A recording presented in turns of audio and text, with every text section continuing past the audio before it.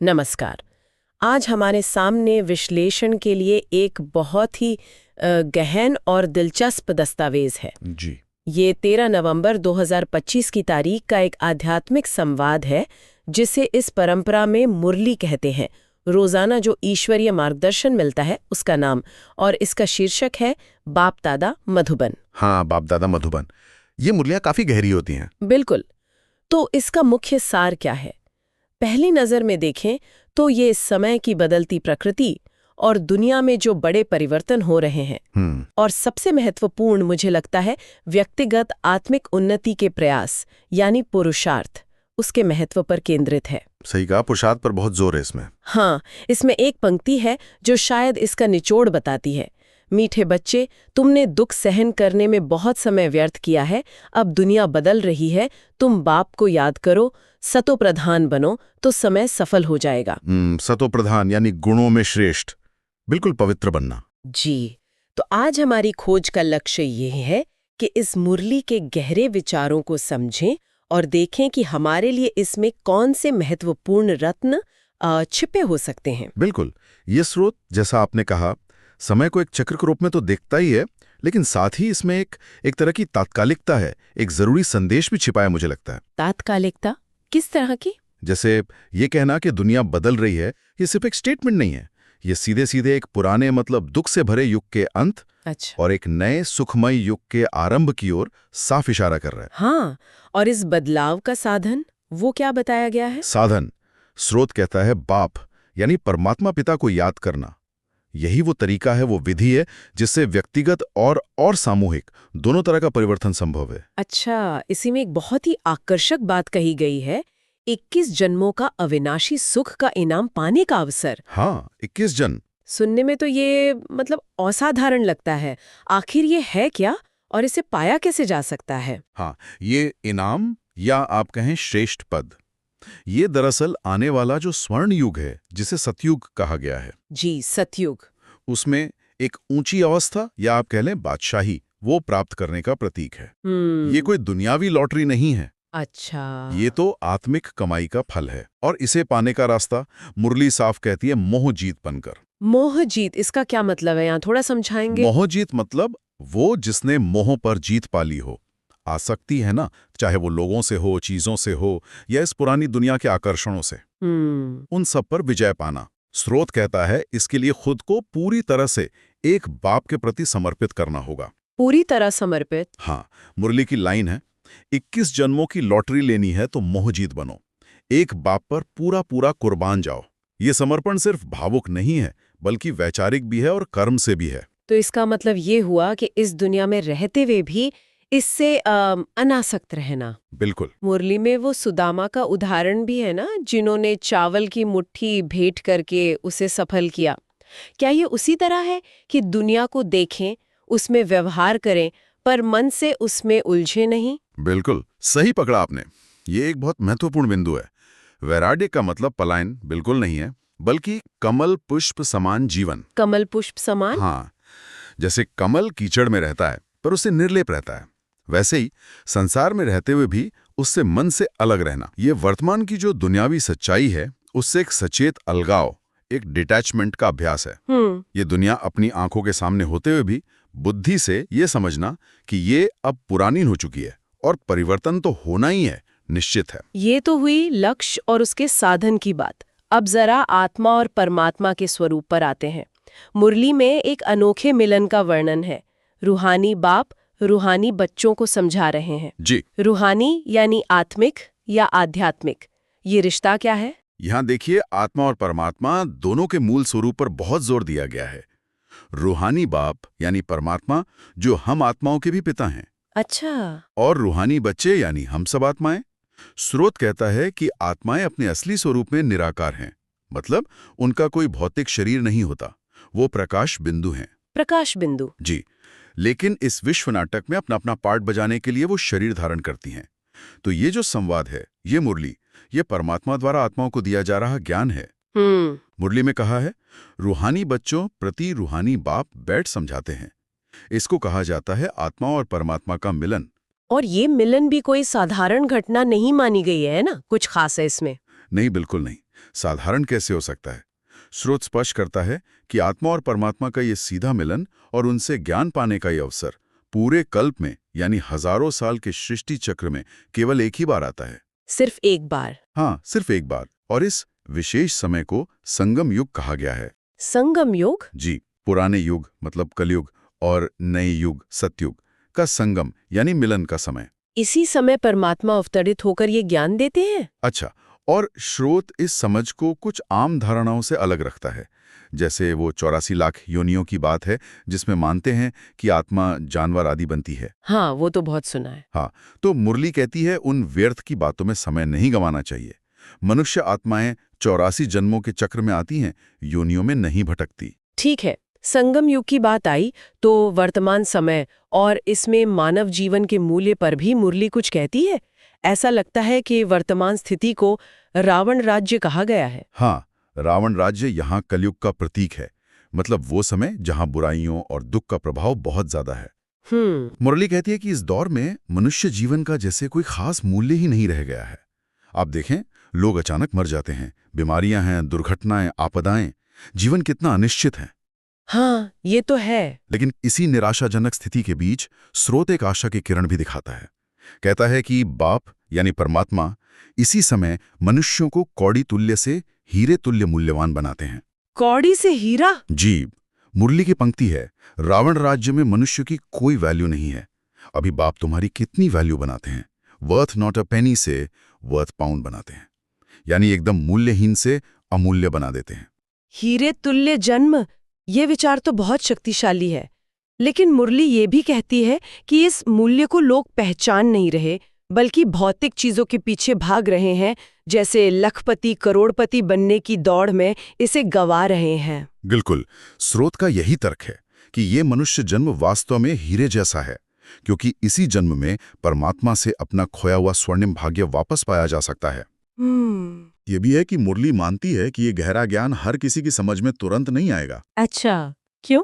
ये उन्हीं की बुद्धि में बैठेगा जो भाग्यशाली हैं, जिनका हिसाब किताब इस ज्ञान को धारण करने का है।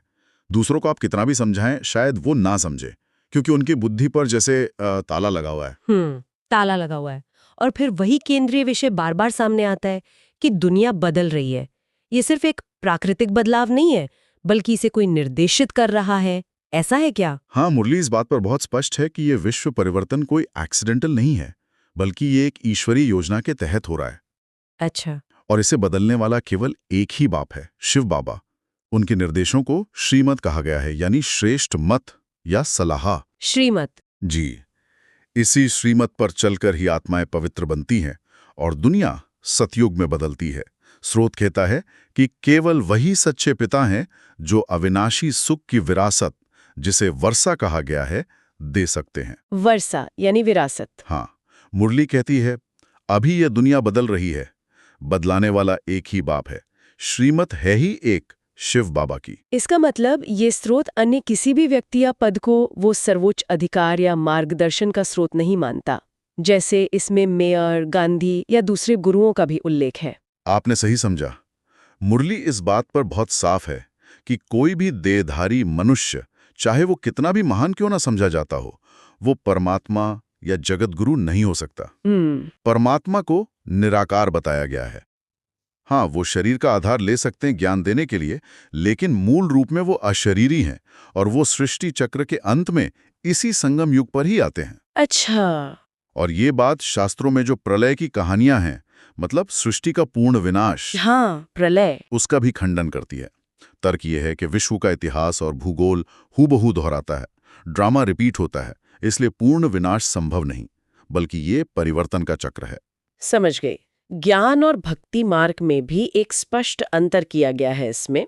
ऐसा लगता है कि भक्ति मार्ग को ज्ञान की तुलना में शायद कमतर बताया गया है। हाँ, स्रोत ज्ञान और भक्ति में एक महत्वपूर्ण भेद बताता है, ये सही है।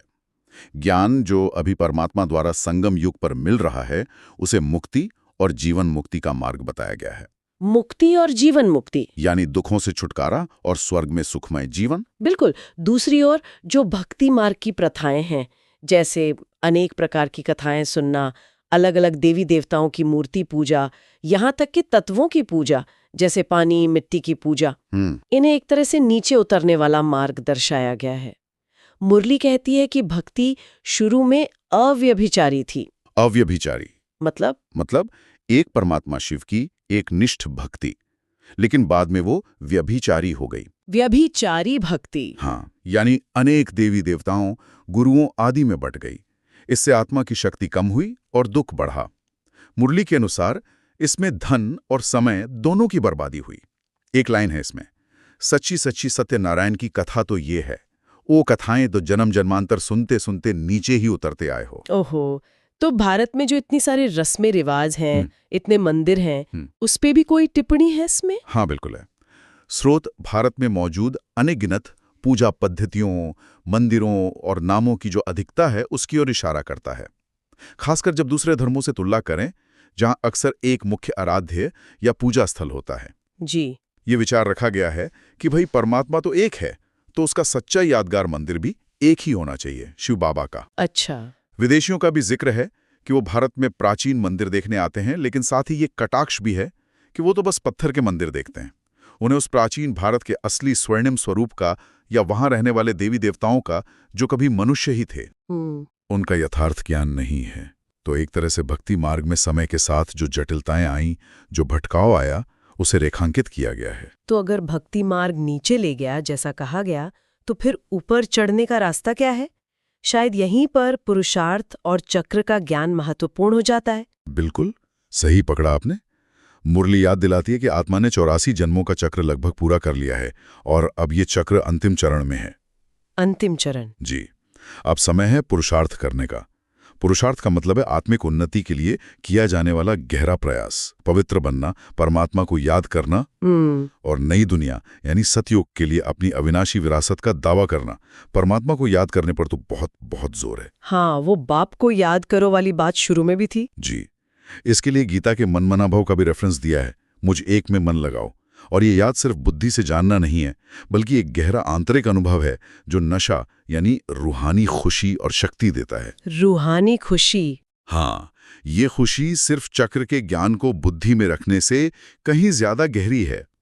मुरली में आता है, बराबर हमने 84 का चक्र लगाया है, अभी हम फिर से ये बन रहे हैं, बाबा से वर्षा ले रहे हैं। इसमें राजयोग अश्वमेध यज्ञ का भी जिक्र है। ये क्या है, कोई असली यज्ञ है या कुछ और? ये एक बहुत ही, आप कह सकती हैं, रोचक रूपक है। ये कोई लकड़ियां जलाकर किया जाने वाला भौतिक यज्ञ नहीं है। अच्छा। नहीं, ये एक आध्यात्मिक यज्ञ है। अश्वमेध का मतलब होता है घोड़े की दौड़। तो यहां आत्माएं ज्ञान और योग यानी याद के बल पर सतयुग की बादशाही रूपी पद के लिए एक तरह की स्वस्थ दौड़ लगा रही हैं। वाह, एक दौड़। जी, और इस यज्ञ में आहुति किसकी देनी है? अपनी पुरानी दुनिया की आसक्तियों की, अपनी बुराइयों की, अपने विकर्मों की आहुति देनी होती है। विकर्म मतलब बुरे कर्म? हाँ, ऐसे कर्म जो आत्मा को नीचे गिराते हैं, पाप कर्म। इसके लिए निरंतर मेहनत चाहिए। अपने कर्मों की रोज जांच पड़ताल करनी है कि कहीं कोई आसुरी यानी बुरा काम तो नहीं किया, और एक आध्यात्मिक चार्ट रखने को कहा गया है। चार्ट? कैसा चार्ट? जैसे अपनी रोज की आत्मिक उन्नति का लेखा जोखा, कितना समय याद में रहे, कितने अच्छे कर्म किए, कोई गलती तो नहीं हुई, ये सब। क्योंकि वर्तमान संगम युग के श्रेष्ठ कर्म ही नई दुनिया में ऊंचे कुल में जन्म का आधार बनेंगे। ये सब सुनने में तो बहुत ऊंचा लक्ष्य लगता है। क्या इसके लिए व्यावहारिक जीवन में कुछ त्याग भी करना पड़ता है? मुरली में किसी के त्याग का उदाहरण भी है शायद? हाँ बिल्कुल, इसमें संभवतः ब्रह्मा बाबा, जो इस ज्ञान के माध्यम बने, उनका उदाहरण दिया गया है। बताया गया है कि कैसे उन्होंने आने वाले 21 जन्मों की स्वर्णिम बादशाही के आगे उस समय की अपनी बड़ी धन संपत्ति, शायद 10-20 लाख का उल्लेख है, जो उस जमाने में बहुत बड़ी रकम थी, उसे कुछ भी नहीं समझा और ईश्वरीय सेवा में समर्पित कर दिया। सचमुच? हाँ, और ये दूसरों को भी प्रेरणा देता है कि इस ज्ञान को फैलाने के लिए, दूसरों को लाभ पहुंचाने के लिए सेवा केंद्र खोलने आदि में अपना तन मन धन से सहयोग दें। वो बूंद बूंद से तालाब भरने की बात, हाँ, तो सुदामा के चावल की मुट्ठी का जो गायन है, वो भी छोटे से छोटे योगदान के महत्व को ही दर्शाता है। मुरली में है, देखा 21 जन्मों के लिए राजाई मिलती है, उसके आगे ये 10-20 लाख क्या है। तो ये त्याग उसी मोहजीत बनने से जुड़ा है कि पुरानी दुनिया को पुराना समझकर छोड़ना। बिल्कुल, ये उसी मोहजीत अवस्था का व्यवहारिक रूप है, जब बुद्धि में ये पक्का हो जाता है कि भाई ये दुनिया तो अब बदलने वाली है, ये पुरानी है, और हमें तो अमरपुरी यानी अमरलोक सतयुग के लिए तैयारी करनी है। तो इस नश्वर दुनिया की चीजों से मोह अपने आप कम होने लग पाए। स्रोत इसे एक बहुत अच्छा सौदा बताता है। अच्छा सौदा? हाँ, क्षणभंगुर मतलब टेम्पररी सुखों और संपत्तियों के बदले सदाकाल का सुख और बादशाही का सौदा करना, ये घाटे का नहीं बल्कि अनंत गुणा फायदे का सौदा है, ऐसा कहा गया है। फायदे का सौदा। और अंत में मुरली एक बहुत ही ऊंची आत्मिक अवस्था का लक्ष्य देती है, अव्यक्त इशारे। ये क्या है? अशरीरी और विदेही होने का अभ्यास। हाँ, ये साधना का एक बहुत एडवांस स्टेज है, आप कह सकते हैं। अव्यक्त इशारे यानी परमात्मा द्वारा दिए गए सूक्ष्म मार्गदर्शन। इसमें अशरीरी होने का अभ्यास करने को कहा गया है। अशरीरी यानी स्वयं को शरीर न समझना बल्कि आत्मा, एक प्रकाश बिंदु अनुभव करना। विदेही यानी देह के बंधन से परे, देह में रहते हुए भी देह के प्रभाव से न्यारा रहना। ये तो मुश्किल लगता है। अभ्यास से संभव है। मुरली में एक बहुत सुंदर मिसाल दी गई है, जैसे बिजली का स्विच होता है ना, 1 सेकंड में ऑन और ऑफ किया जाता है। हाँ, बस वैसे ही अभ्यास द्वारा ऐसी स्थिति बनानी है कि 1 सेकंड में शरीर का आधार लेकर कर्म किया और अगले ही सेकंड में शरीर से परे अपनी आत्मिक अशरीरी स्थिति में स्थित हो गए। वाह, 1 सेकंड में स्विच ऑन स्विच ऑफ जैसा। बिल्कुल। ये तो बहुत उच्च अवस्था लगती है। क्या इसे कर्मातीत अवस्था से जोड़ा गया है? हाँ, बिल्कुल। इसी अभ्यास से धीरे धीरे कर्मातीत अवस्था प्राप्त होती है। कर्मातीत मतलब कर्मों के बंधन और उनके फल के प्रभाव से मुक्त अवस्था। कर्मों के बंधन से मुक्त। जी। जब आत्मा पूरी तरह से आत्मा अभिमानी और परमात्मा याद में स्थित हो जाती है, तो उसके कर्म दिव्य बन जाते हैं और पुराने कर्मों का हिसाब किताब भी चुकता हो जाता है। ये इस आध्यात्मिक यात्रा का एक बहुत महत्वपूर्ण लक्ष्य है। वो लाइन है ना, 1 सेकंड में स्विच ऑन और ऑफ किया जाता है। ऐसे ही 1 सेकंड में शरीर का आधार लिया और 1 सेकंड में शरीर से परे अशरीरी स्थिति में स्थित हो गए। तो अगर हम इस पूरे संवाद का, इस मुरली का सार निकालें तो क्या कहेंगे? क्या है इसका निचोड़? मेरे विचार में ये दस्तावेज समय को एक चक्र के रूप में देखने का एक अनूठा नजरिया पेश करता है। और ये वर्तमान जो परिवर्तन का समय है, इसमें आध्यात्मिक शुद्धि और परमात्मा की याद पर आधारित गहरे आत्मिक प्रयास यानी पुरुषार्थ करने का एक साफ साफ आह्वान है। एक आवाहन। जी। इसका उद्देश्य है व्यक्ति को दुख से निकालकर सदा के सुख की ओर ले जाना और उसे अपनी सबसे ऊंची किस्मत, अपनी स्वर्णिम विरासत का मालिक बनाना। ये निराशा की जगह आशा और सक्रियता का संदेश देता है। वाकई बहुत गहन विचार है और ये चर्चा हमें एक अंतिम प्रश्न पर छोड़ जाती है सोचने के लिए। हाँ, और वो प्रश्न शायद ये है कि अगर हमारे सूक्ष्म विचार और हमारे कर्म ही हमारे भविष्य के जन्मों को आकार देते हैं, जैसा कि यहाँ संस्कार और ऊंच कुल में जन्म लेना जैसी बातों से इशारा मिलता है जी, तो हम अभी इसी क्षण में अपने आने वाले कल के लिए किस तरह का आंतरिक खाका या आप कहें मानसिक और आत्मिक नक्शा तैयार कर रहे हैं? हमारे आज के संकल्प और कर्म हमारे कल की दुनिया कैसे बना रहे हैं? ये वाकई गहराई से सोचने और अपने अंदर झांकने का विषय है।